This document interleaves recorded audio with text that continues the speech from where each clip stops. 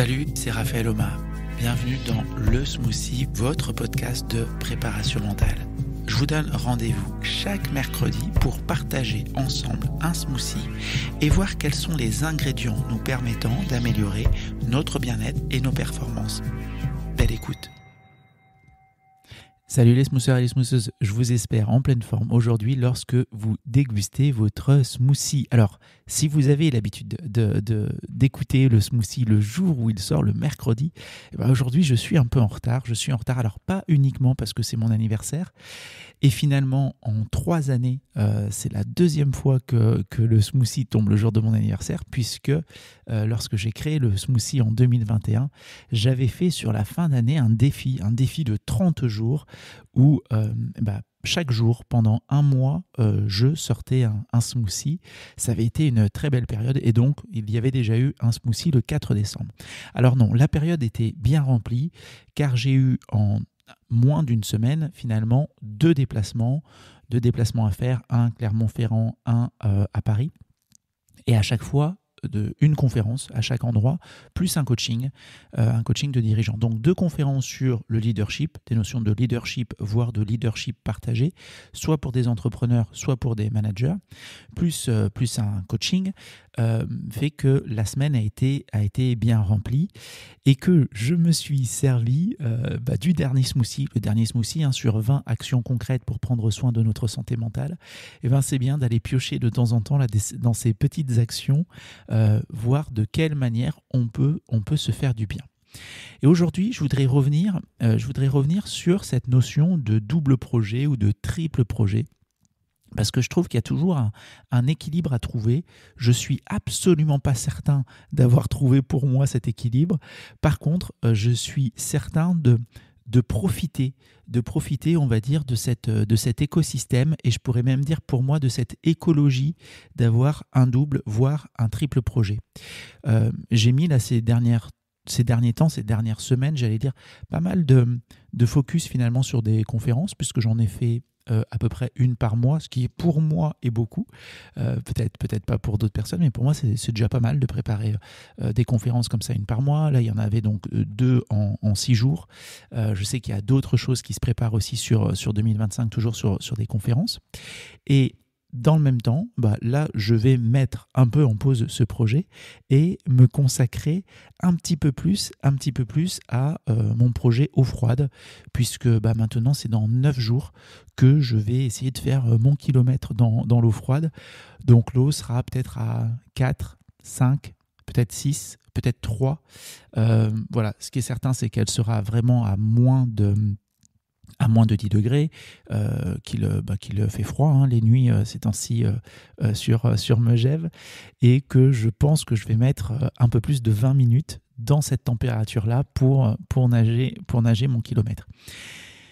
Et même si dans mon activité pro, j'ai toujours un fil rouge qui reste les coachings et la formation, coaching et formation, c'est un peu comme mon projet central finalement, y compris dans mon entreprise. Je trouve qu'il est toujours important de l'agrémenter d'autres projets. Pour moi, les autres projets peuvent être préparer des conférences, peuvent être préparer avec les membres du réseau la JPM, la journée de la préparation mentale, mon projet eau froide que j'associe aussi à un projet professionnel, et puis le projet en racine. Alors bien entendu que tout ce que je viens de vous lister maintenant, conférences, JPM, eau froide et en racine, ne sont jamais les projets centraux de mon activité professionnelle. Ça pourrait l'être. On pourrait très bien se consacrer uniquement à l'organisation d'événements type JPM, uniquement à l'exploration de l'exposition au froid, que ce soit dans l'eau ou le froid sec, et devenir plus performant, proposer des stages, des formations, etc. On pourrait très bien être que en racine, que sur l'application. Et en fait, c'est un choix. C'est un choix de donner de la place à différents projets. Tout simplement parce que pour moi en tout cas, ça me permet de me régénérer, ça me permet de me ressourcer, de retrouver donc davantage d'énergie. Ça me permet aussi d'avoir de nouvelles idées d'une, parce que je pratique autrement, je fais d'autres choses quand j'essaye d'organiser la JPM avec les copains et les copines du réseau Mental de Pro, quand je prépare une conférence, quand j'essaye de mieux comprendre le fonctionnement d'une application, et c'est pas toujours évident. À chaque fois, je suis finalement dans un autre environnement, je dois pratiquer autrement et je rencontre d'autres personnes.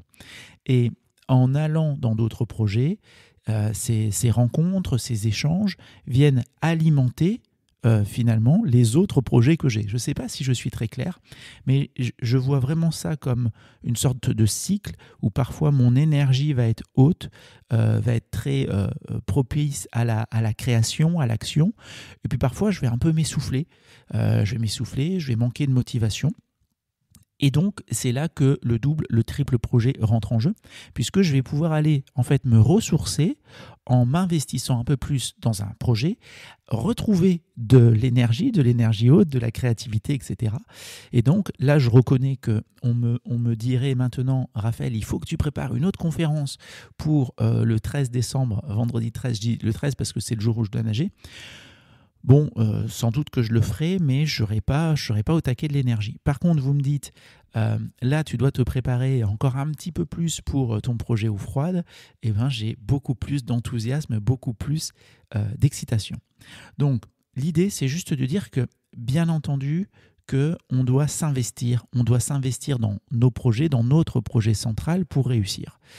Je considère aussi bien souvent que c'est parce qu'on réussit aussi qu'on arrive à rester motivé. Ce n'est pas juste je suis motivé donc je réussis, c'est parce que je réussis, parce que je goûte comme ça à des petites réussites et que donc j'ai aussi de la clarté, j'ai aussi de la bienveillance pour valider ces petites réussites que j'ai envie de continuer, d'avancer. Donc oui, il faut s'investir pour réussir et dans le même temps, il faut arriver à prendre du recul, à prendre de la hauteur. Et personnellement, l'un des moyens, ce n'est pas l'unique, on pourra y revenir peut-être dans un autre smoothie, mais l'un des moyens d'y arriver, c'est justement de m'investir dans d'autres projets. On pourrait le voir comme le fait de s'éparpiller. Pour moi, c'est plutôt le fait de me régénérer, de me ressourcer et d'y revenir après avec davantage d'énergie. J'ai commencé en vous disant qu'aujourd'hui, là, c'était mon anniversaire. On a fêté un autre anniversaire avant-hier. Avant-hier, on était le 2 décembre et c'était pile le jour où nous avions fait la première JPM, la première journée de la préparation mentale en 2023. Il se trouve qu'un an plus tard, on a déjà fait la seconde, puisque cette fois-ci, on l'a faite en octobre. Je voudrais vous dire que pour cet anniversaire, j'ai fait un pack de toutes les vidéos, de toutes les conférences qu'on a eues sur la première JPM et la seconde JPM. Ça représente en tout 11 conférences. Donc 6 cette année, 5 l'an dernier. Et en plus, il y a aussi des outils. Les outils sur la première édition, on avait eu de mémoire, je crois, 6 outils présentés par des PM du réseau Mental de Pro. Donc n'hésitez pas, si vous voulez avoir les 11 conférences qui sont, moi je trouve inspirantes, intéressantes, à aller voir sur le lien que je vous mets. Vous pouvez soit le retrouver dans le mail de la newsletter, soit peut-être en description de cet épisode. Il faudra peut-être copier le lien et puis l'ouvrir dans votre navigateur.